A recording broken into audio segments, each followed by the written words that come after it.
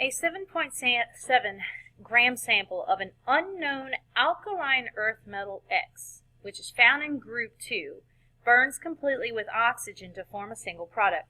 So from this information that we're given, we can write an equation for this.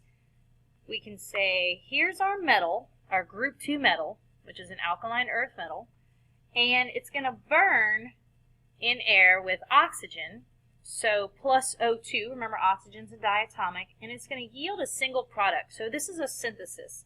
That means that the metal and oxygen are going to form metal oxide.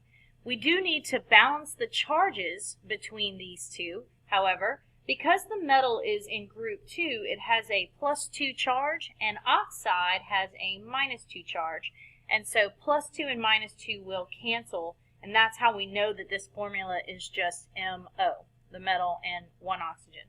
We can balance this equation now. There's 1 metal on the left, 1 metal on the right, 2 oxygens on the left, so we need 2 oxygens on the right. So we'll put a coefficient of 2. That means that now I have 2 metals on the right, so I need a coefficient of 2 here to have 2 metals on the left. All right, so we're given a couple of key pieces of information. One is that we have 7.7 grams of this metal here, and it says during the reaction we consume 5.068 grams of oxygen. And the question is, what is the molar mass, which I will from now on abbreviate as capital MM, what is the molar mass of this metal oxide compound as a product? So this is a rather tricky type of calculation. So one thing we can figure out first of all is due to the law of conservation of mass, the 2 reactants have to yield the same combined mass as a product. So if I add together 7.7 plus 5.068 grams, we get a mass of product 12.768 grams of MO produced.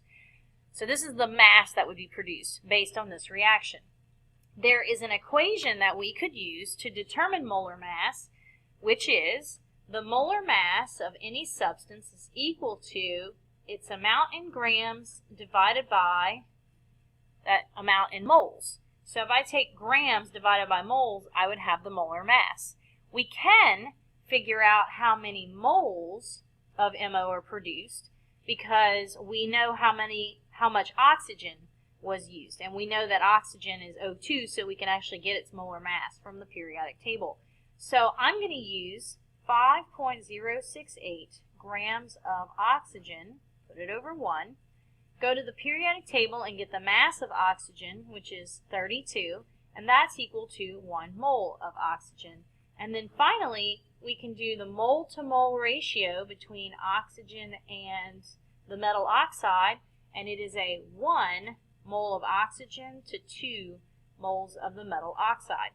So when I do 5.068 divided by 32 times 2, I get 0.31675 moles of the metal oxide. So now I actually have 2 key pieces of information that I can use in order to determine its molar mass.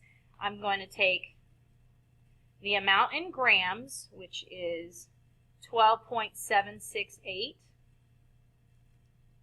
and I'm going to divide it by the amount in moles that I just solved for, which is 0.31675 moles. And when I divide these, I get 40.309 grams per mole, which is the unit for molar mass, by the way.